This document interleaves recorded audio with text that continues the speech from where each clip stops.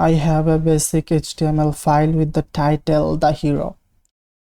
So let's write a statement. He said, I am Thor. Thunder is under my control. Save the file. The output is now, he said, I am Thor. Thunder is under my control. We wrote this opening quotation and this closing quotation from the keyboard. But when you will work with real life projects, writing the quotations can lead you to errors.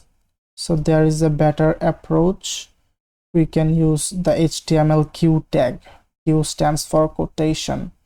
So delete this opening quotation and the closing quotation, save the file. See, we don't have any quotations in the statement.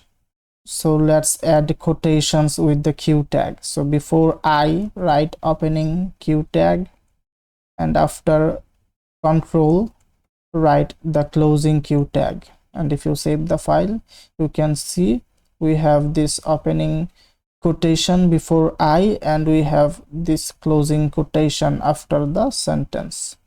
In the sentence, we have two important words, this Thor and this thunder.